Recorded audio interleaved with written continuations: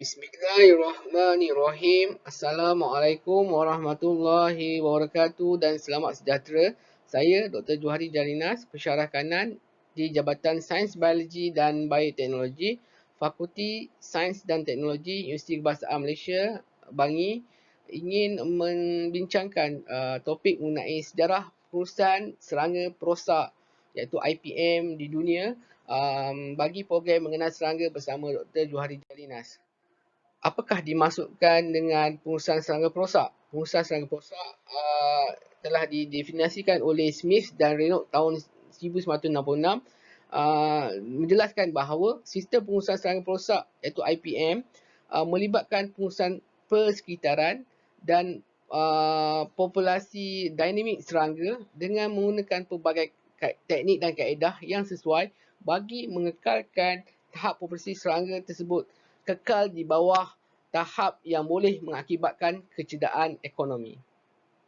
Dan teknik-teknik dan kaedah yang digunakan dalam IPM adalah contohnya teknik kultural, kedua fizikal, ketiga biologi dan keempat chemical.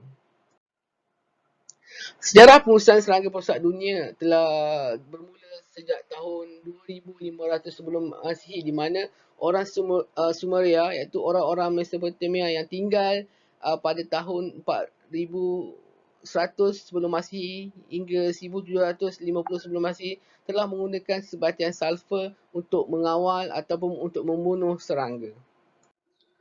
Pada tahun 1950 sebelum Masihi, pembakaran sebagai kaedah kawalan budaya kultur juga telah direkodkan di mana yang seperti yang kita tahu bahawa pembakaran tanaman akan mengakibatkan tanah menjadi subur.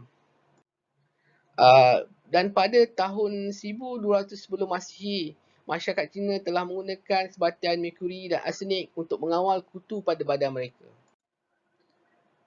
Manakala tahun 3 sebelum Masihi, Theophrastus menyedari perbezaan kerentanan penyakit di antara cultivar tanaman dan dengan kaedah itu petani akan menyimpan benih dari tanaman yang sihat untuk disemai pada musim berikutnya.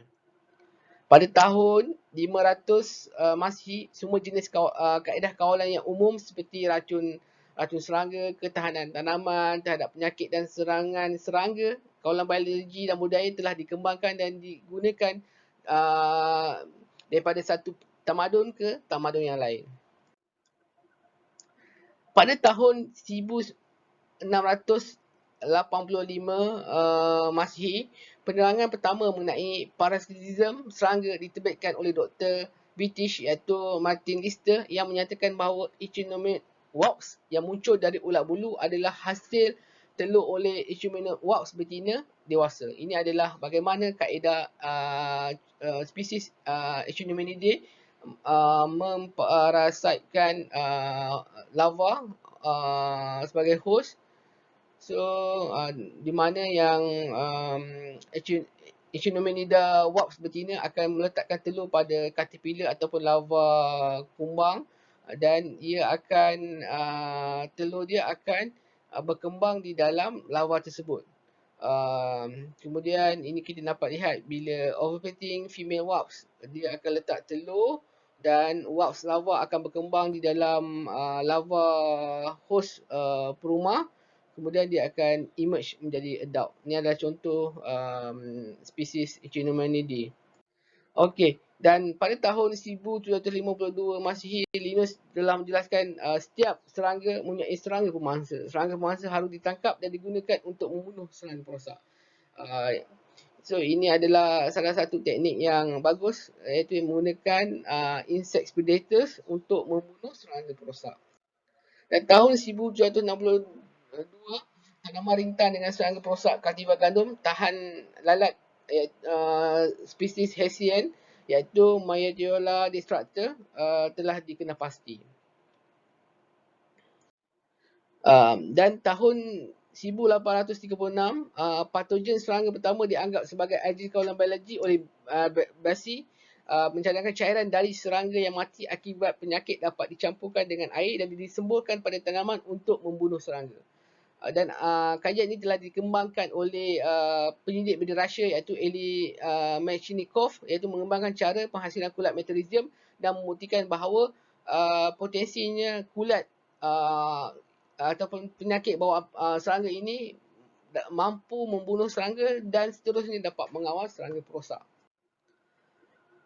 Dan sejarah mengenai racun serangga dimulakan dengan racun serangga yang sangat terkenal iaitu DDT yang dikembangkan oleh Paul Muller yang bekerja untuk syarikat kimia pada tahun 1939. DDT menawarkan kos yang sangat rendah, hampir tidak ada kerusakan tanaman, aktiviti spektrum dia sangat luas dan pada waktu itu ketoksikan mamalia akut dia sangat rendah. Dan ia telah pada tahun 1985 dan selepas berlakunya Perang Dunia Kedua, berlaku letusan penggunaan DDT yang dan akhirnya mengakibatkan pelbagai jenis masalah kepada pengurusan serangga perosak. Yang itu saya akan bincangkan kesan penggunaan racun serangga dalam topik yang lain. Okey, ini adalah bagaimana pengenalan DDT itu telah merangsangkan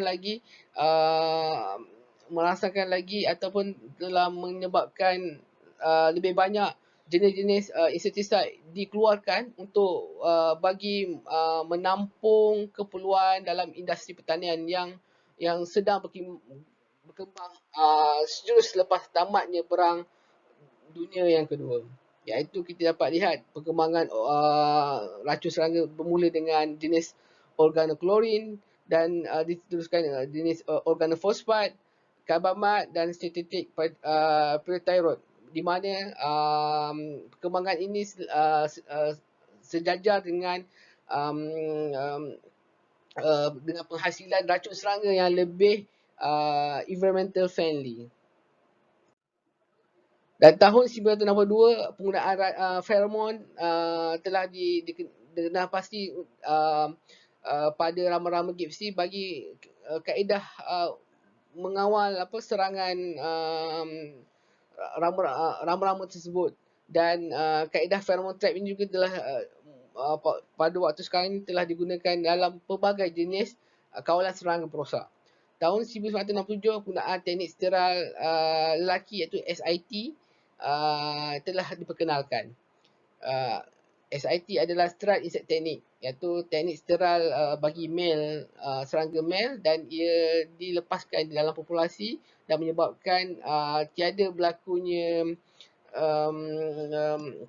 mating antara male dan female kerana male itu telah dimandulkan.